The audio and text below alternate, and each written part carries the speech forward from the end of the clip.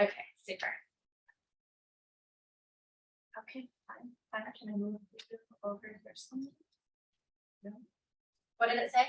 It said I can't minimize when I want to share your screen. Technology. There we go. Thank you. Yes, I can. Okay. Good. Hello, welcome. All right, we'll jump right into it. So first we're going to define culture. As I'm sure most of you are aware, any kind of like introduction course to anthropology, communication, culture is most commonly defined as the way that we do things, right? It's the way that we think, it's the way that we perceive different beliefs, different, things, artifacts like food, clothing, music, right? All the kinds of ways of life are our culture. Now, culture, of course, is very complex. And as more and more people have studied culture, they've discovered how complex culture really is, right? Because so many of us, when I'm going to talk about things that US or Americans do, are going to be like, I don't do that. That's not how I feel, right? And of course not, because especially in big cultures, we have countercultures, we have people that don't adhere to different, cultural norms. But I will argue, all of you, because you were born and raised in this culture, have been conditioned to think in certain ways, right? No matter what culture you're from, you're conditioned to think in those kinds of ways, to believe certain things, and other ideas or ways of acting seem weird to you because you're used to a different kind of way. And also another big thing, talk about it a lot, culture is not static, especially with globalization, especially with our opportunities to encounter others. Other people's cultures are changing because of the influence of American culture. Our culture is changing because of the influence of outside cultures that we're interacting with all the time, right? It's not rare anymore for me to ask my 12-year-old son who he's talking to on Discord, and it's some kid in Sweden, or it's some kid in Australia, right? He has ongoing conversations now on a daily basis with other 12-year-old boys all around the world. And that impacts our culture, right? We affect each other. Where we used to be more isolated and maybe cultures even seemed less static in those situations, now with globalization, everything is changing because we're interacting and communicating with each other so much. So because of that, every meeting, every email, every document that we create or read is an opportunity for this kind of cultural encounter, right? And this understanding, creating new understandings, accommodating, adapting to different ways of communication. So this is our first activity. Real quickly, I want you to just turn to a partner, and I want you to just spend 30 seconds introducing yourself.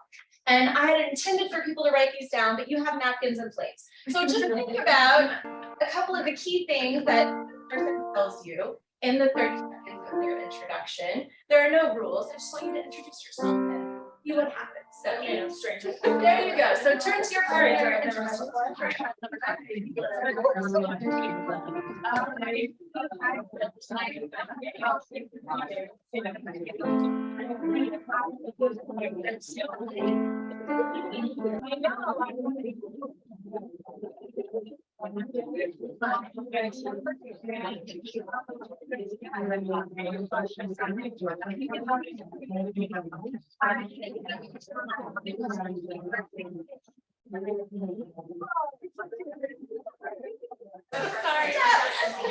Okay, excellent. All right, so quick introduction. I saw some people shake hands, right? That's definitely something that a lot of Western cultures do. We shake hands. So I want to hear a couple of the introductions. So Mikkel, what did Elizabeth tell you about herself? Well, she told me that her name was Elizabeth, and she's from Ozark, and she has 2 older brothers. Okay, excellent. Very, very good. Yes. So Liz, can you tell me about your partner? Oh, Elizabeth was just. No, I just ended up Never mind. Tell me about you were by yourself?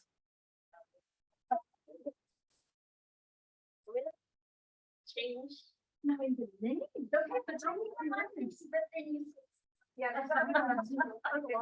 I stopped the introduction too quickly. Okay, so volunteers, tell me what you learned about your person, because me calling out is not working. Elizabeth. So Kel, she's from Carthage, she has 2 siblings, and she's also, a TA as well. Okay, very good. Anyone else?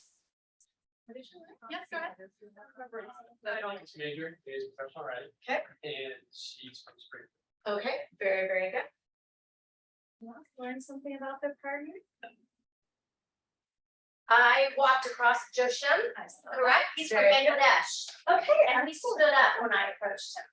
I saw that and shook your hands. Yes. Excellent, very, very good.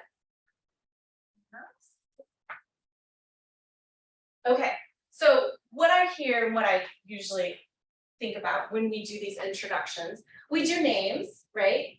Americans usually do place, especially here because we're kind of all coming from a different place. But did anyone do an introduction similar to this?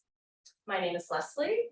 I am the daughter of Marilee and Don Eames. They hail from Jinx. My mother is from the McKee clan in Scotland.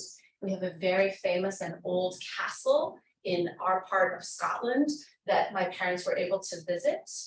I hail also from a family of welders. Welding is very important in my family, and we go back 6 generations of welders, right? Did anyone get that kind of introduction? No, right? So even the way that we introduce ourselves is weird. Typically, we say things about us, right? And in our culture, we say where we're from, but then we'll usually, right after that, the next question is, what do you do, right? So I'm a professional writing major, right? Or I work at Starbucks, or, you know, I'm here studying XYZ. These are like very common ways that we talk about ourselves. Sometimes we'll say, I own 2 cats, right? I have 2 brothers, right? Like these are just, and then if we go like in class, it's like, oh, what are my hobbies? I like to read, I like to watch TV, right? I like to do Netflix. It's always very kind of individualistic, like the things that I like, what I'm concerned about. In different cultures, you wouldn't talk about yourself, you would talk about your group, right? You would talk about the people that you came from, the group that you belong to, the importance maybe of the place that you hail from, right? These are the things that make you up. Not the fact that I have 2 cats or I work at Starbucks. It's more important that you know my people and my lineage, my ethnicity, right? Like all of those kinds of things. So the thing about culture, some of you guys know this, the thing about culture is that the fish doesn't know it's in water, right? The fish just swims in the water. It's hard for us to see our own culture because it surrounds us. It is what we are in all the time. And nothing seems abnormal or unusual about the way that we introduce ourselves, right? Until someone introduces themselves in a totally different way. One of the things that I learned when I lived in Qatar was nobody around the world asks, what do you do? It's almost rude, right? Like, and that's usually our second question. Hi, what do you do, right? Like, oh, it's very, very common. We are a doing being society, right? But in other places, you might know someone for a year or more and not know what they do, what their job is. You talk about different things and other things, which seems weird, right, Alyssa? Like, how would you know somebody for a year and not know what they do? I know, it's weird to us because we swim in the water that is our culture that makes sense to us, right? Okay, so let's think a little bit, if I have some room to even think about the US culture and how we see ourselves. What are some of the like trademarks, some of the things that we know about our culture to be true, that is part of who we are? Second, you guys have to participate. Yes. I'll say outspoken. Yes, some call that loud, but yes, outspoken. These have different connotations, right? Outspoken meaning like we can speak our minds, we're not afraid to like comment, but also we're known as loud quite often in different places. McKenna, very friendly. We are known as very friendly. That holds, also two-faced on the other side. That holds up around the world, yes. I'm from outside of USA, Yes. from Bangladesh, but according to my observation, highly friendly but not close. Correct, correct. And that's one of the things that we learn about our culture. When we say, oh, hi, how are you? lots of other cultures think that we actually want to know how you are. In fact, if you say something other than fine, it's a problem, right? Like, I don't have time to talk to you. I'm on my way to class, work, whatever, right? Like, your job is to say fine. My job is to act like I care. We're done here, right? Yes, this can be very confusing in other cultures. I was talking to one of my friends from the Netherlands. I shouldn't say friend, we're not friends. That means something totally different in the Netherlands. I met a woman from the Netherlands who was baffled by our friendliness. She thought that every American wanted to be her friend. And she was heartbroken when she would get home from a conference and these people would not contact her again or email her or reach out to her. She thought she had made real connections. We're just being friendly. We're not looking to make friends, right? It's a very, very different distinction that other people in other cultures don't understand. Elizabeth? Patriotic. Very patriotic, yes. Oh my gosh. Yes, yes, yes. Is this my only pen? You need another one? I have one with me. Yes, please. Oh, I have that one. Patriotic. Yes, oh, sorry. The flags everywhere. When you go to YouTube and you watch some of the videos about like, what is weird about America? The flags, everyone's like, there are flags everywhere. They're on every building, they're in people's homes, they're on bikinis, they're on cups, they're on hats, they're on trucks, they're everywhere, right? Yes. Chocolate fresh water. I feel like we should say bear statues too, then if we're including MSU, right? The bear statues, yes, we love our bears, right? Absolutely. Anything else about values? Go ahead, it doesn't have to be about values. Individualistic. Yes, yes, very individualistic. Survival of the fittest. Yes. Which is like a competition kind of thing too, right? Yes, ma'am. Money driven and time driven. Time is so important to us, right? In other cultures, you don't tell a friend or somebody that you're meeting along the way to your class that you have to go because class is starting. The relationship is more important, right? So I'm going to stay and talk to you because I honor and value our friendship. My teacher will understand if I walk in 5 minutes late, or vice versa, right? The teacher understands that, or the students understand the teacher is late. She was meeting someone in the hall, had something else to do, right? This thing that we're driven by time is very, very different in other cultures as well. Yes. We're not super touchy. Once you shake someone's hand, you generally don't touch them unless you're close to them. Yes, right. Other cultures do the kisses on the cheek a lot. Yeah, and even if it's just the tapping on the cheek. New Zealand, I was shocked. I think I told the class this. So in New Zealand, I made friends with a New Zealand couple, and we were leaving after we had dinner at their house, and the husband plants like a big fat kiss on my cheek, like not like cheek to cheek, but like lips to cheek, and I was like startled, like, oh my gosh, this man is kissing me. And the wife did the same thing to my husband. I was just like, wow, okay, so this is a totally different, kind of cultural greeting. Very, very touchy, right? Very touchy, more touchy than us for sure. Did the wife do that to you as well, or was it just the husband? That's Remember, maybe Yes, something I was wonder. going on. Maybe it's not even. The more I think about it, but with our perception, we're like, was he hitting on you? What's going on, right? No, it's not even completely. We'll say for now it's completely wrong. Anything else on our culture? Good. You guys hit a lot of the big ones. And it's important to know how these are operating so that when we go and interact with other cultures, we recognize kind of where we're coming from, because we can't get rid of all this stuff. It's just kind of who we are, right? But when we can recognize it and help make it weird, then it helps us to see how others might see us, right? And recognizing, if I'm so friendly, this person is going to think that I actually want to be their friend, and then they're going to be heartbroken because I have no intentions of actually being their friend. Maybe I should put smileys on. Just an idea. Because smiles mean a lot in different cultures as well, right?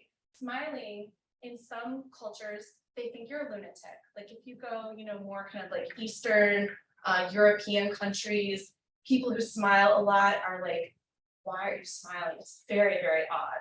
And then in other cultures, especially with women smiling at men, something that we do all the time and don't think at all about, could be seen as coming onto somebody, right? So you always have to be mindful of like your American friendliness and your American smile, right? Okay, very good. You guys did great. So we actually have models and people have created all kinds of different ways to look at culture and to try to categorize culture. Hofstede is one of those. This is just one model of many. It's just one of the ones that I'm familiar with and use a lot when I talk about culture. It's not without controversy. Anytime you try to categorize a culture, it's complicated, right? We talked about it. Culture is complex. There's going to be people that fall outside of all of these little boxes. But when we look at culture as a whole, we can usually make some generalizations, right? Just like what we did, right? We can usually make some generalizations about culture. So you'll see the first one is about power distance. This is our comfort with power. We have a low comfort with power, right? High power distance are countries typically ruled by dictators or monarchs or a caste system where people are used to the idea that somebody else is in charge and it's not me and it's not my people and that's just the way it is and that's okay. In the US, we overthrew our king, right? Hundreds of years ago. We don't like to be ruled by a king. We like to elect our leaders. And so we have a low tolerance for power distance. This also can be seen in the classroom, right? It is not uncommon for a student to tell me if I did something wrong. Hey, you forgot to attach that thing to the email. Oh crap, okay, let me go back in and do that. In a culture with a high power distance, a student would not tell a teacher that, right? Never, because it would make the teacher think that you didn't know, that they didn't know how to do their job, right? And so you might get to class, no one's done the reading, and you're like, why are you all not doing the reading? You didn't attach the reading to the email. They're not going to tell you that. They're just going to sit there like, sorry, I didn't do the reading, right? You didn't attach it. We're not going to say anything. So power distance happens in lots of places, workplaces, schools, government. That's going to really affect the way people interact and believe. Okay, individualism, wow, we're almost off the chart, right?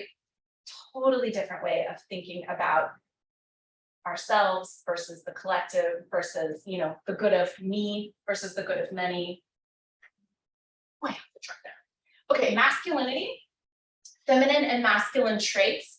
These were Hofstede derived in the 60s. I don't like these categories. These categories don't hold up to me. It's just a way of looking at basically being caring and affectionate versus being aggressive and ambitious. We know there are men that are caring and nurturing and women that are ambitious and competitive, but this is the way he has defined these categories for us, right? So you can see for the US, the achievement, ambition, acquisition of material goods. I think you said money right here. Yeah, the acquisition of material goods, quite high in masculine dimension there. Uncertainty avoidance is lower, is the dislike of rules, the acceptance of dissent, protests, speaking out about the government, whistleblowing. You can see that 46 is a pretty low score, meaning we are comfortable with dissent. We're comfortable with people disliking rules, questioning rules, wanting them changed. Long-term orientation, universal guidelines for good versus evil. We have the highest per capita incarceration rate in the world. We believe there is right and there is wrong. And if you do wrong, we send you to prison. This is our system, which is why we're 26 here, right? In a different culture where they believe sometimes good people do bad things because of, you know, context, circumstance, you know, upbringing, lifestyle, maybe they didn't have a chance, right, to get a different kind of way of life.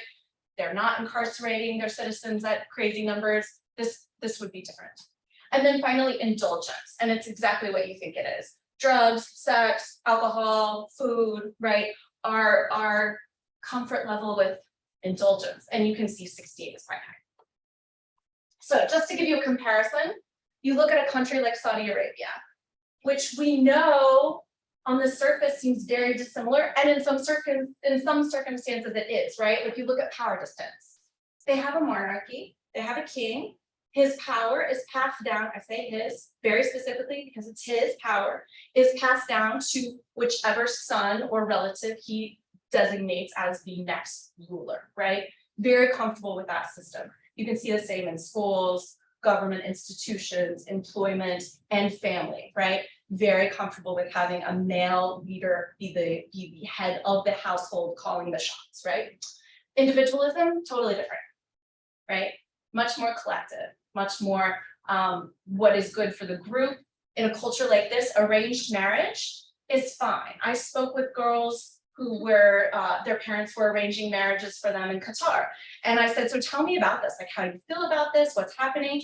Oh, miss, my mother loves me. She would never attach me to a man that wasn't going to be good for me. I love my mother. I trust my mother. I know that she will pick a very good husband for me. There's no resistance against that idea. There's no, oh, I want to find somebody that loves me. This is the loving thing in their family, right? To honor their family, to honor their group, to honor their tribe, to pick somebody that will be a good mutual benefit for both families. Completely normal, no resistance to that. They don't feel sorry for themselves, right? That's us being weird, looking at that. How weird is that? It's not weird to them at all, right? Same kind of thing when it comes to caring for your elderly. That happens in your home. They don't have nursing homes in a lot of other countries, right? We care for our young people, we care for our old people. Everybody stays in the home. Everybody takes care of one another. Masculinity though, look. Almost the same, right? Define gender roles, ambition, aggressiveness, right? All of that. Uncertainty avoidance. This is, we do not like dissent. We do not like protest, right? If there is a protest, we have allowed it, we have sanctioned it, we have given you a part of the city to do it in, we've given you a time limit for how long you can protest, right? That's how it was in Qatar. They would let you protest. You had to petition to protest. They would give you a block. They would block off that block. They would give you a time for protest. They would tell you what exactly you could say during your protest, and then you were done. I was like, well, that's one way of handling that. Okay, so very, very uncomfortable with that. But then long-term orientation, very similar. There's good and bad. There's right, there's wrong. We punish those who do wrong. Very similar, right? And indulgence, surprisingly. Don't let them fool you. Just because they say we don't do lots of things doesn't mean we don't do lots of things, right? Very similar. This is one of my favorite cartoons that I think encapsulates culture and how we perceive each other so well. So there's a woman in a bikini and she's looking at the woman in the burqa and she's saying everything covered but her eyes. What a cruel male dominated culture. And the woman in the burqa looking at the woman in the bikini is saying nothing covered but her eyes. What a cruel male dominated culture. They're both right. Right. So one of the things that I want us to take away from today's talk too, lots of times when we go to a different country or when we encounter somebody else from a different culture, what we want to get to is the similarities. I don't know if that's human nature. I don't know if that's just our need to limit anxiety, but we want to find the commonalities, right? And that's wonderful. I love when students are like, oh my gosh, they're so similar. They do this and this and this and this. And I say, yes, now move past that and recognize that we do have differences. Because it's the differences that are really important once you get to communicating. When you're building teams, when you're writing documents, when you're trying to understand audience, reader versus audience, all of that, it's important that we recognize difference. If we assume that everyone is like us, we are in big trouble. Because everyone is not like us, right? Everyone is not like us. So we need to understand that we are different and we hold different values sometimes, or we value things differently, right? We all love our families, we all love our children, but our responsibilities and what we feel our duties to our families are very different, right? We are very comfortable placing people in nursing homes. We're very comfortable dropping off children at daycares. These are things that do not exist in other cultures, right? Your children stay in your home, you have a live-in nanny or a live-in maid that helps you raise your children. As you get older, that live-in nanny or that live-in maid helps you take care of your older people, right? That's something that's weird to us, but in other cultures, it's weird that we just like ship out our people for like other people to take care of, right? So these are just some of the ways that we can look at the values that different cultures hold and recognize that we do value different things or we value things differently, right? So relationships between humans, the individual, the group oriented, or the collateral, Collateral is this idea that our ancestors still have a role to play in our decision-making, in how we decide to do things in our belief systems, honoring our ancestors, right? That they are still a connected part of our group structure, even though they may not be here anymore, they may have passed on. Preferred personality, doing, growing, or being, which one do you think Americans are? Definitely doing, right? We are doers. One of the things that they think, that a lot of cultures think is weird about us, is that we don't take vacation, or when we take vacation for a week. And I was trying to explain to my friends that were from Australia and New Zealand, you know, that have 6 and 8 weeks of vacation a year. I'm like, oh, well, we get 2 weeks a year. So we take 1 week in the summer and we take 1 week at Christmas, and that's how we do it. And like, we've never thought about anything else, right? That's just the way that we've always done it.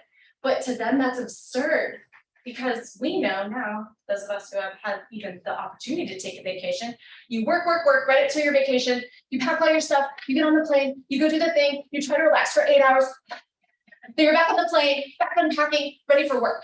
It's like, that's not a vacation, right?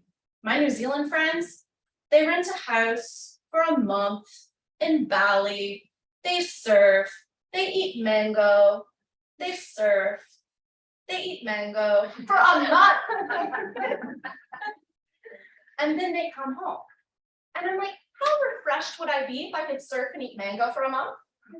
Right? It seems weird to us because we're like, they're so lazy. Look at our GDP, look at our productivity level. I'm like, I don't know. I could be pretty productive after a month in Bali. I'm just saying. I'd like to try the experiments. Give me a chance. Give me a chance to try that. Okay, so I was gonna have you guys get up, but there's a lot of you. So let's do this. You're like this. So left hand for this side, right hand for that side, right? So think about this in terms of your own kind of personal value system, right? So life is what happens to me, or life is what I make it. Make your choices. Life is what happens to me. Life is what I make it. Yeah. Okay. Competition brings out the best. Cooperation is the way to get things done. Competition and cooperation. I'm so competitive. If you got a 94 and you want to know who got the 96, you got to do competition. I know. I'm that way. I'm that person. Change is good. Tradition is important. Change is good. Tradition is important. People should be honest, even if it hurts. Maintaining harmony is more important than the complete truth. People should be honest, even if it hurts. I know, it's hard. Maintaining harmony is more important than the complete truth. Black and white that way. And finally, my family or other groups is essential for my success. I don't need my family or other group to be successful. My family is essential. I don't need my family to be successful. Okay, good. So, what was it like to have to choose? Cam was really struggling here. Cam was really struggling. He was audibly struggling. Sorry. Why were you struggling, Cam? Because I feel like a lot of them were like, are you selfish or are you not care about yourself? I'm like, I don't know. Right? Anybody else struggle putting yourself on a continuum? Maybe it's hands on both. So it's like it depends. It does depend. Yes, absolutely. Sometimes I'm competitive, sometimes I'm cooperative. Yeah, absolutely. Okay, A good balance between two sides is important. I think so too. Yeah, and I wish, and I think some cultures have a good balance. As humans, we do, right? I think sometimes we're pushed in one way or another based upon culture. Anything stand out from this activity? Any of the ones that you were particularly hard choosing? Yeah. Which one? Competition, cooperation, Yeah. and truth. The truth. Yes, absolutely. It depends on perspective and situation. I think so too. Yes. John. I should have said the family one at the last question, because I think it depends on where you are in your life. Oh, that's a good point. And so as you, in my advanced age, that's a little less important. That is so true. Yes, that is so true. Yeah. So it depends on kind of like life circumstances, context, things that you're thinking about, for sure. But those continuum places, we're definitely trying to push you into, I'm an individual, or I'm a collectivist, right? Or I get things done, or I like to work with other people. And yeah, it feels uncomfortable to be pushed to those kinds of extremes. So why is it important for us to understand our underlying cultural values, right? The kinds of things that we value in our culture and other people's culture. Why do we care about values? Why do we care about knowing that stuff, tech writing, communicating with each other? One, because it gets things done, and so we have like a common goal, and we have to work together. It can be Pragmatic hard. answer, if we haven't get anything done, we need to know that. Yes, well, we read a lot of those stories about people having to deal with like in your class, about all these people having to deal with unfortunate situations because they didn't know each other's cultures. And it was so, every time I told you, every time I came to class, I was mad because I was like, this sucks. I would have been so mad in this situation, right? I was like, I'm clearly not capable. But also, I think that it's also just important to value other people as they are and not insert our own beliefs onto other people. And there's also a lot less risk of like offending someone and breaking the possibility of a relationship. Absolutely. Yes. Go ahead. Understanding your cultural values creates like clear communication. I think with tech writing, it changes how you cater documents. Absolutely. Knowing what that culture respects, appreciates, values can help you change the rhetoric of how you're trying to get your message across, right? It would be in bad form to go into a society that's traditionally more collectivist and talk about how important it is for you to find your own way, seek out your own purpose, find your destiny, right? Like these kinds of ideals, bringing self-attainment and happiness and prosperity to yourself would be completely misplaced. So you're exactly right. Good. Okay. Okay, so let's talk now about cultural competence. So the definition of cultural competence is the ability to understand, appreciate, and interact with people from cultures or belief systems different from one's own, right? So an exchange is effective when the speaker accomplishes their goal in the exchange, right? So that's effective, but appropriate, the other important part of that exchange, appropriate when the social context is accepted and expected, right? So I've gotten across the message, but I've also done it in the appropriate way, right? Without misunderstanding, hard feelings, miscommunication.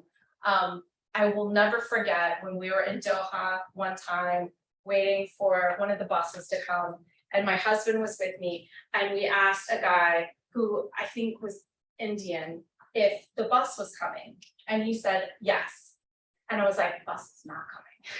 And my husband was like, how do you know? And I was like, he is just being nice. He does not want to tell us, no, the bus is not coming. They're working on the buses are running late, the buses aren't running today. I was like, oh no, we're screwed. We need to find another way home. And my husband was like, what? And I was like, yes, we're not gonna act like we know that. We're just gonna be like, yes, okay, good.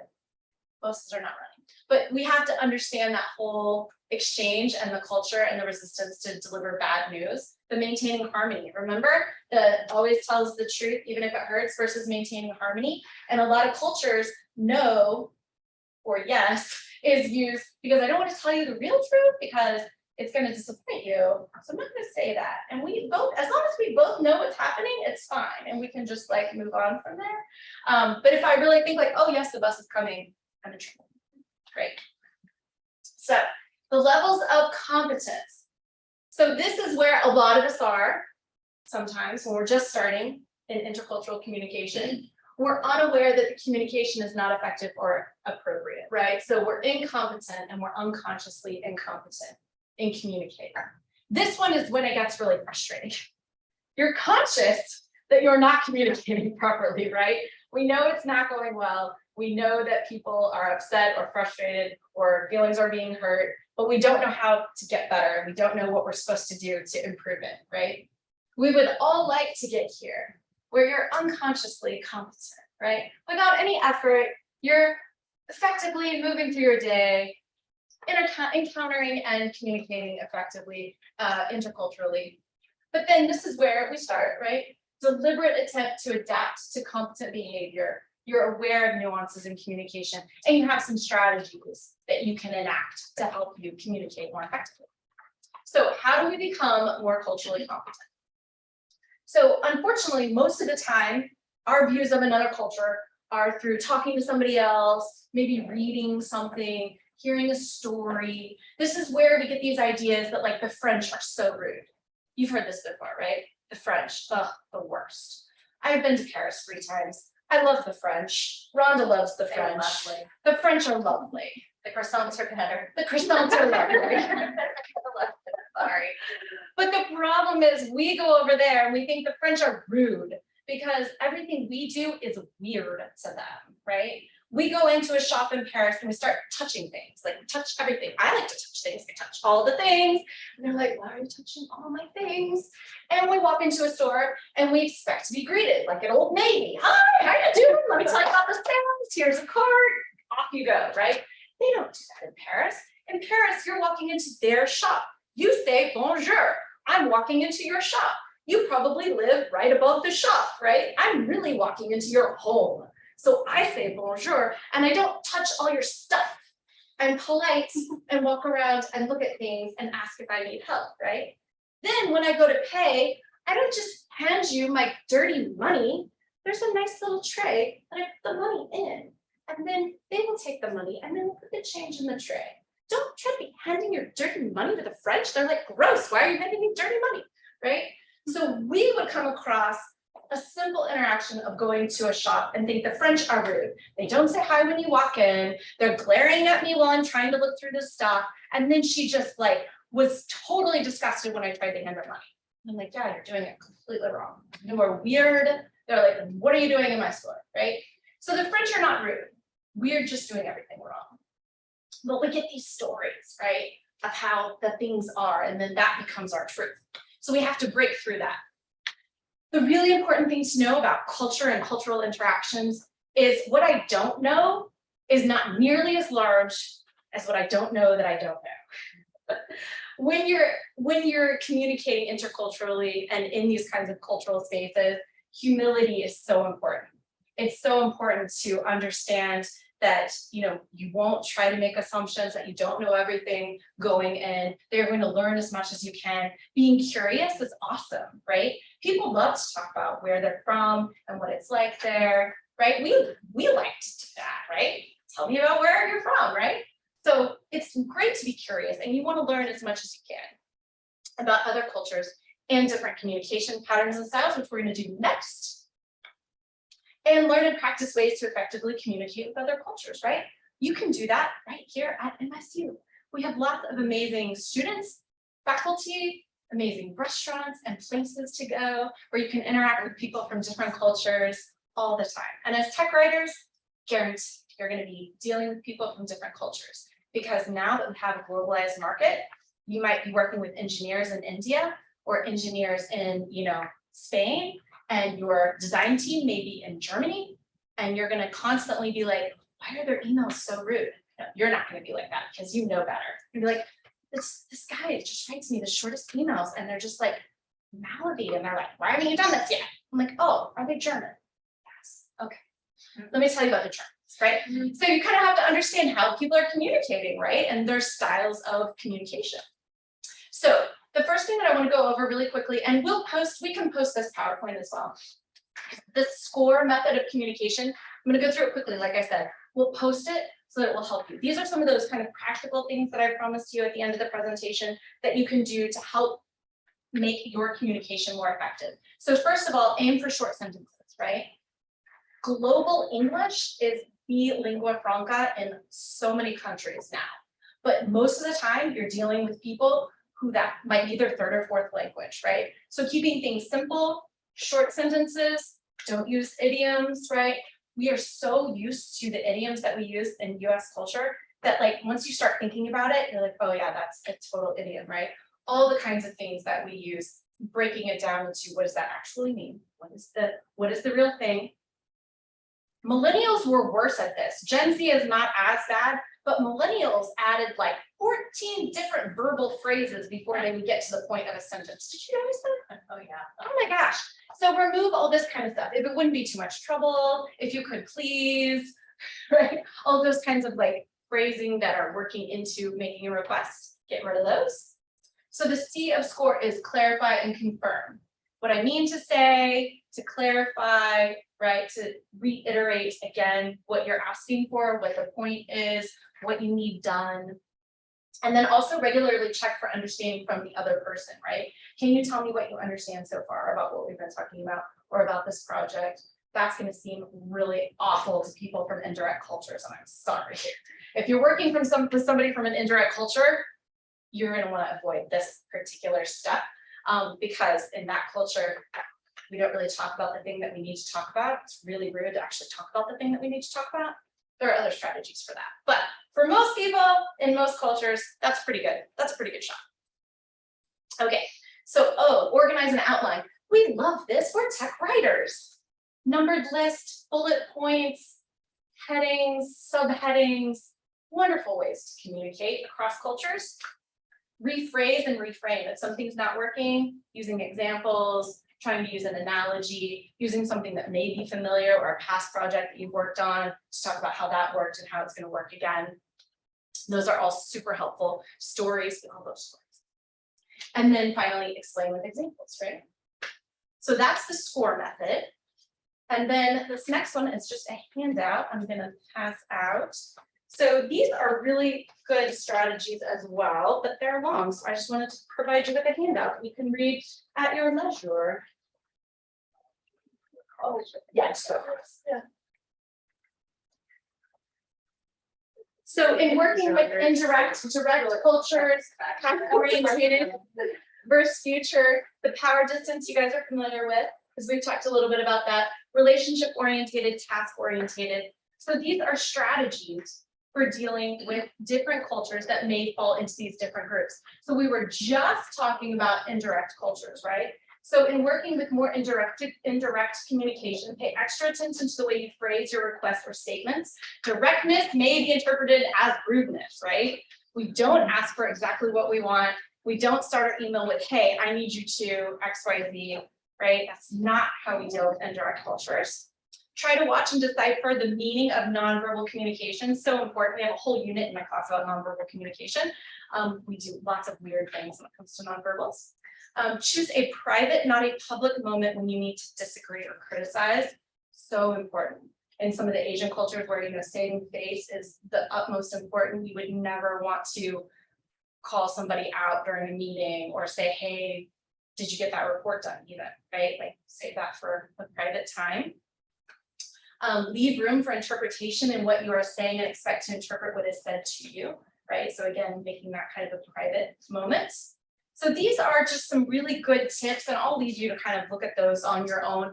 But for dealing with those kinds of very different groups, some strategies there to help you. So the way to position yourself to be the most effective and more culturally competent is to expect uncertainty and anxiety. It's completely fine to be anxious when you're going to meet somebody from a different culture, work with somebody from a different culture. My class at one point was talking to students from the United Arab Emirates. I think there's probably some anxiety about working with them initially, and then they found them to be very friendly and sweet. And once you share pictures of your pets, like it's all over from there, right? And then you just get to talk about dogs and cats and how cute they are. So be prepared for uncertainty and anxiety. That's fine. Don't be afraid of that. Don't let that keep you from having an interaction, right? Don't assume. If you walk out of here with one thing, I want it to be, do not assume that everyone is like you, that everyone thinks like you, acts like you, believes like you. The way that you hand your credit card to a person in Thailand is different than the way you hand a credit card to a person in the US. It's at that level of assumption that I want you to try to think about when you're thinking about, I'm not going to try to assume that they do things like I do. Also, don't polarize peoples and cultures, right? We talked a little bit about stereotypes, not a whole lot.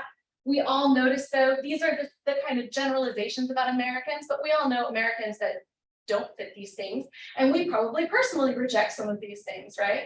So try not to polarize people into different groups, but generalizations can be helpful when you're working and writing documents, and writing emails. Maintain contact, which means nurture your cultural curiosity about different groups, right? And about learning more about people. I haven't ever had anyone be offended when I was asking something about their culture or about the way that they believe or act or think or speak or whatever it might be, right? Most people are very comfortable talking about themselves and talking about their country and where they're from and their people. Recognize difference and be open to changing your own communication strategy or style based on those sheets and kind of strategies that I gave you. Be thinking about, oh, okay, maybe I need to try this. And offer grace to others and yourself, right? So important. The French are not rude. The French are not rude. And when you go there, you don't have to be either, right? Just a little bit of figuring out what are the customs, how do I behave in a store, how do I behave in a restaurant? My proudest moment is now when I go to Paris, they bring me the menu in French. I don't read French, but they think I do, and I love that. They don't bring me the English menu, they bring me the French menu, and I'm like, I've done just enough walking in the door and sitting down and saying bonjour that they think this chick can read French. I cannot, but it's a compliment nonetheless. All right, so that's it for my presentation. I hope that it's helpful. I will post this on Blackboard, or you can post this on Blackboard so that you guys can get those score communication techniques as well. Is there any questions or comments or? Yes, Sean? How do you cancel a credit card? Yes, so in some cultures, so money is very important, right? And and the exchange is very important. So when you're in Thailand, everything's done with both hands. This can also be true in some of the Asian cultures with like business cards. So like in Japan, I would hand a business card with both hands, and then I don't just like throw it in my bag. I look at it, I appreciate it. I acknowledge that they've handed me their card. I take a minute to read it, and then I put it in my bag. You don't write on it. You don't write on it. Right, yeah, so the credit card thing, so when I'm taking a credit card back in Thailand, I take it with both hands as well, because there's like an honor there. It's a very interesting moment. I'm like, you're honoring like this transaction and my money. I love it. Like, thank you, yes, I'm paying. Other question, comment? Awesome. Yes, go ahead. I will like advertise for your class that if you are an undergrad and you have a chance to take her intercultural communications class, it is so worth it. I love that class. It was very fun. The reading is very interesting. Yeah, it's a class I will definitely carry with me into the future. So awesome. And if you can't take that class, you can go to the United Arab Emirates. Yes, I know Dr. Stanton wanted to talk about this too, but we are trying to organize. I need a couple more students to go. But we will be going to the United Arab Emirates, Abu Dhabi, Dubai, and Sharjah for honestly a life-changing experience, just to be in that culture. Of course, I'm going to teach you all about culture before we go so that you can understand and be prepared and have context for the things you see and experience. And I have those flyers as well. So if anyone wants one of those, I'll leave those up here. And the full itinerary is back here as well. We're going to go to a Bedouin camp in the desert. Amazing. We're gonna go up in the tallest building in the world. Lots of stuff. Okay, I was like, oh shit. Lots of fun stuff. Do you wanna? No, not even. We are out of time. Yes, if you're interested at all in your trip, please get a flyer and look at that. You have access to the video. I do. You wanna show that video real quick? And then as people leave, I want you to please take another piece of pizza with you. I ordered too much pizza. If you're interested in being an officer, I want you to stay for just a few minutes after. And you're like, oh my gosh, I don't know if I'm gonna be an officer or not. You're gonna help coordinate things. You're gonna make phone calls. You're probably gonna write some thank you cards. You might drive somebody somewhere someday, but we need help with getting this student group off the ground. And I do not want it to be faculty driven. I want it to be student driven. So we need some people who are interested, who can dive in and get some things done. Our next meeting, I can already tell you about that. And this came from one of those emails I got that said, hey, do you have anybody? How can we get an intern? And I was like, well, I can post your job description. And they asked, well, can we come talk to your students? I said, absolutely. And so on October the 10th, we have a guest speaker from MasterCard International. They're up by St. Louis. And they want to come talk to our students to tell you what they do, what apps they use, what kind of technologies they would use, what an intern or a new employee might do in their company. And then you can ask them any kinds of questions that you would have. And even if you're not interested in MasterCard per se, they will talk about, generally speaking, what they do inside their company, and that can give you ideas about what might I like. So you can take those ideas someplace else. And then Dr. Seawright has a video from the United Arab Emirates. Yep. Thank you. Welcome. This was our last trip.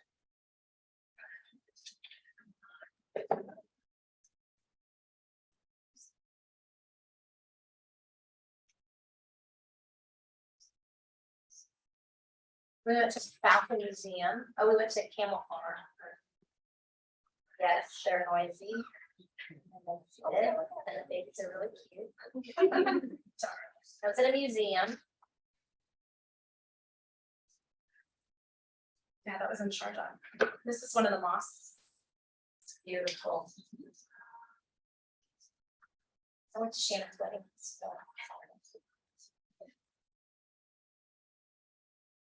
We rode one of those creepy little boats. It was great.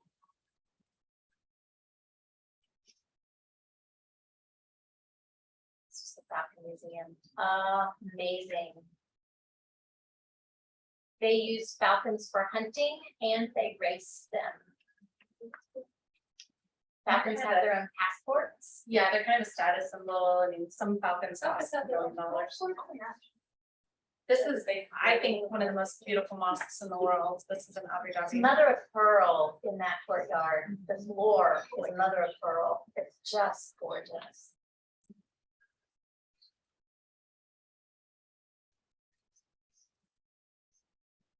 The Louvre is in Abu Dhabi. They have their own Louvre collection.